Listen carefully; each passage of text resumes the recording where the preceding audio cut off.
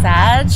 This is Audrey, Alison, and this is your May forecast for 2014. I'm very happy to be here, and let's jump into it. We're having a milder May is the alliteration I'm using for this forecast because there are no eclipses this month, and there is not as much pressure from the Uranus-Pluto opposition, and the Grand Cross is at bay in May.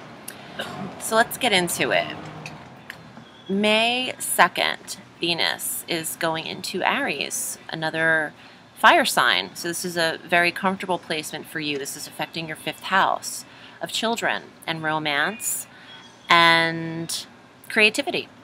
So with Venus, the planet of love and money, supporting this 5th house sector for you when she goes into Aries on the 2nd, this will mean that you have the financial support to pursue your creative endeavors.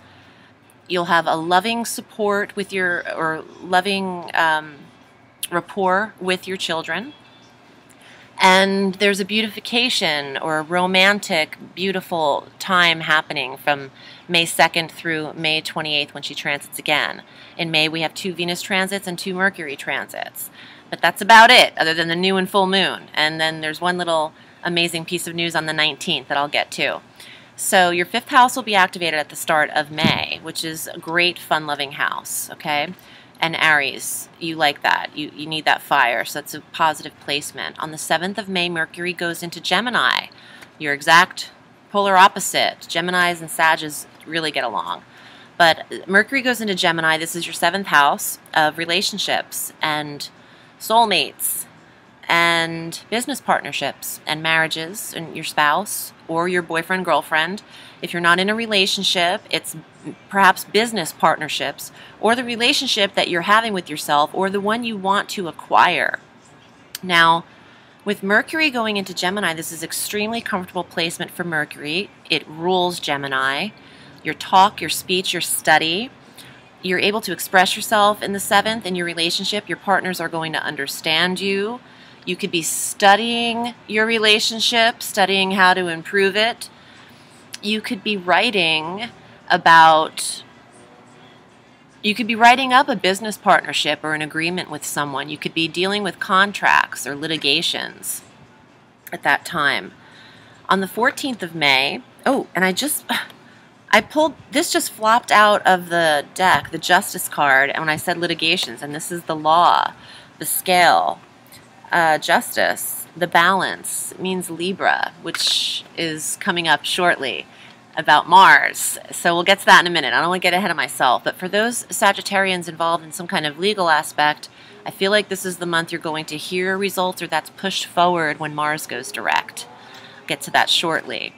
Okay, so on the 14th we have a full moon, 23 degrees Scorpio, intense, in the 12th house of intensity, of well, spirituality, psychic abilities, the inner quiet self, your metaphysical self, spiritual self. Okay, a full moon will bring things to a head in a very intense way since it's in Scorpio. You could have some secrets. Scorpio likes their secrets, and the 12th house does really have a quieter tone to it. So things might come out of the closet. Things might come out into view where they're seen around mid-month when the full moon is bringing something to your attention, making you aware of something that you didn't realize but you felt it.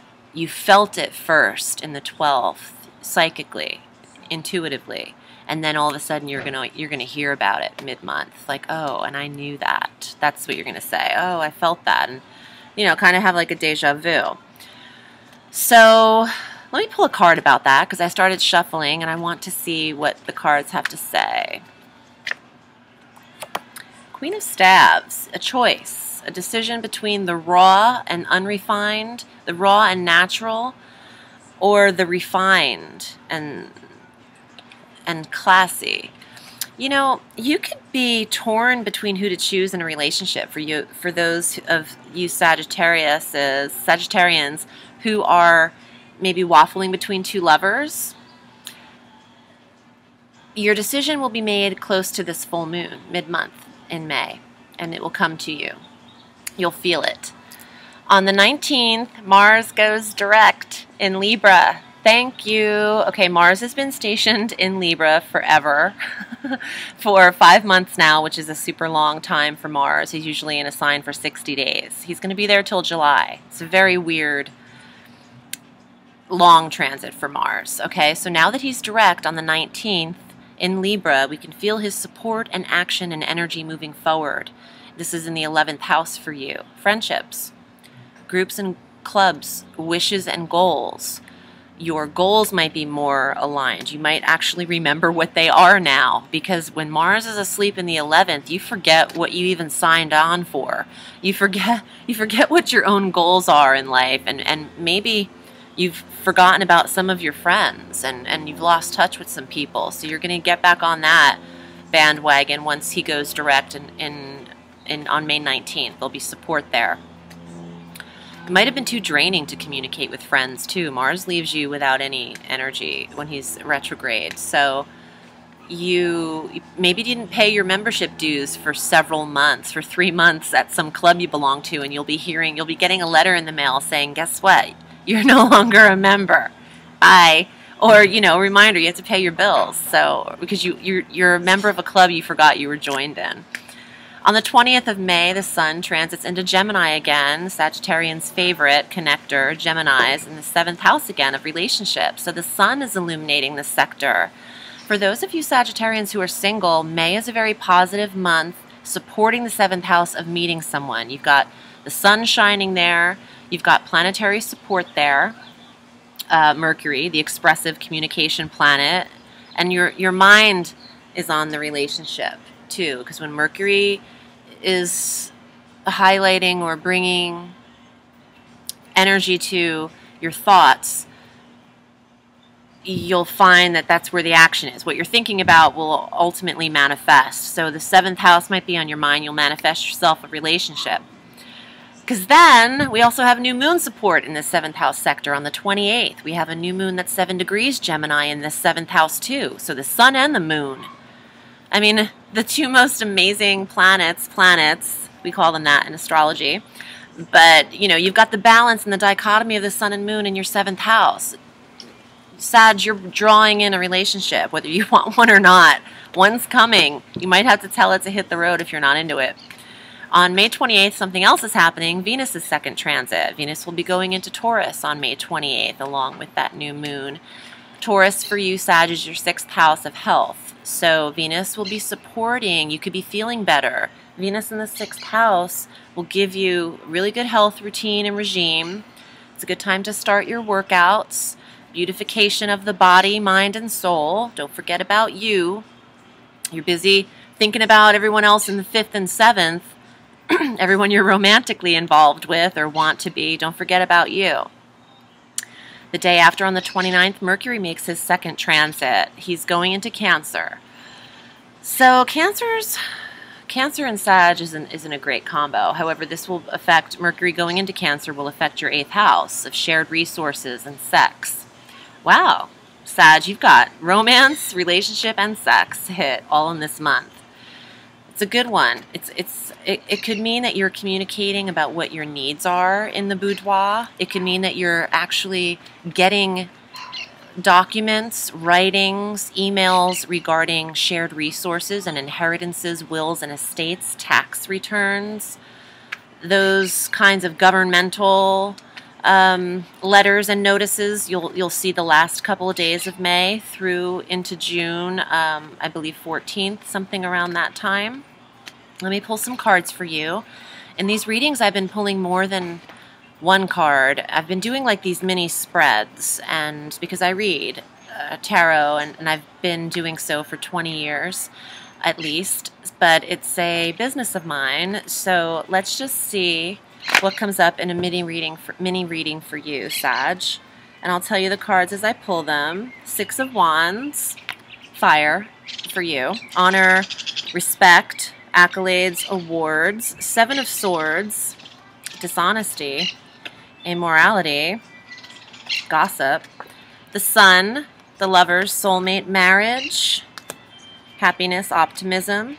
And the 9 of Coins, the money tree, prosperity of health and wealth. So let me see what everything combined means together. I would interpret this by saying you're going to receive information about that 8th house, whether it's something you're expecting regarding property or something that's owed to you regarding land, a will, estates, documentations that you're waiting to sign because you're trying to get your passport, or forms that you need in order to collect Social Security, or legal notices that you're waiting to get back. That kind of energy is coming up to me in this spread, and what I think it means altogether would be you're going to get your due, okay? You're going to get what you're waiting for. Ultimately, I feel like it absolutely affects your stability and finances, but also your relationship. So this is actually Venus energy here, the love and the money of that planet, and there's 2 transits that go into your 5th house and your 6th house. Now this card, listen, you've got to watch who you're gossiping about, because it's coming back to you and they're starting to gossip about you. So it's really smart to keep your mouth a little closed on the vindictive level. You don't really want to be spiteful. You know, if you have to talk or settle something, settle it with the person. Don't let them hear other things or word of mouth type of energy, gossip, because it's actually hindering this from happening quickly. So keep some things to yourself, especially until Mars goes direct, May 19th. I feel like you're going to have the option to maybe spill the beans or talk some trash about someone, and then it would just come back to bite you a little bit. So just keep it together and focus on your relationship, because it's very protected and very blessed. The 5th, the 7th house, 8th house of sex, I mean, they are naked. So let's get it together, everybody. My name is Audrey Alison, and I read all through the week. If you'd like a reading with me, you can find me at audreyallison.com. And I'm also on Facebook at Audrey Alison Astrology and Tarot. Oh, I'd like to pull an astrological card for you too, just to see what it says, because I brought them back. I just pulled this the last reading. Neptune, which is stationed in Pisces and governs Pisces, is the card of disillusionment. It's the card of rose-colored glasses. It's the card, not everything is seen yet that needs to be seen. You're waiting for information to come in the mail, or some kind of, you're waiting for the green light on something here, Sagittarian, and I feel like it has to do with the 8th house that I mentioned earlier, but don't be fooled. If you need to sign something, you need to bring that to an attorney. You had that Justice card that popped out earlier too. You don't want to be disillusioned by someone else's dishonesty, because that 7 of Swords with the sly red fox with that sword in his mouth, someone could be attempting to fool you, so you want to cover all your bases. And make sure you have your documents looked over by any authority or legal person that you're supposed to, okay? Have a beautiful month of May, and I will see you in June. Thanks. Bye.